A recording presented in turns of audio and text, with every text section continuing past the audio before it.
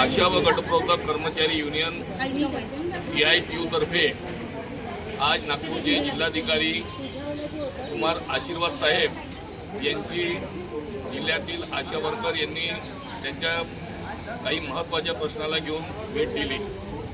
आशा worker यांच्यावर आरोग्य क्षेत्राचे महत्त्वाचे काम असून सप्टेंबर महिन्यापासून केंद्राचे मानधन व इतर कामाचा मोबदला त्यांना मिळालेला नाही आहे। HPV वॅक्सिनच्या कामामध्ये नागरिकांची नकारात्मक भूमिका असल्यानंतर सुद्धा त्यांच्यावर त्या कामाचं दडपण येत आहे आणि जोर जबरदस्ती केल्या जात आहे।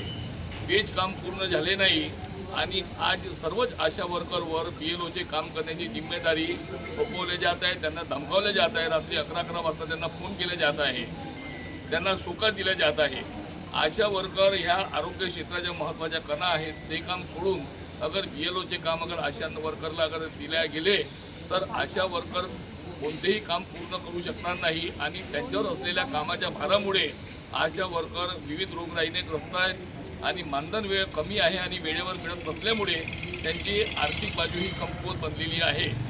आमची मागणी एकच आहे का तुम्ही जे आशा वर्कर यांना BLOचे काम देता आम्ही स्वीकार करतो, परंतु BLOचे काम देताना 3 किलोमीटर 4 किलोमीटर 5 किलोमीटरच्या परिधी म्हणजे लांब अंतरावरचे काम देण्यात येतात। आशा वर्कर यांना त्यांच्या कार्यक्षेत्रामध्ये अगर काम दिल्यास आशा वर्करला काम करण्याला कोणती हरकत राहणार नाही आणि जे काम आशा वर्करला सोपवण्यात येतं ते काम चांगल्या पद्धतीने आशा वर्कर करू शकतील अशी आम्ही जिल्हाधिकारी साहेबांकडे मागणी केली।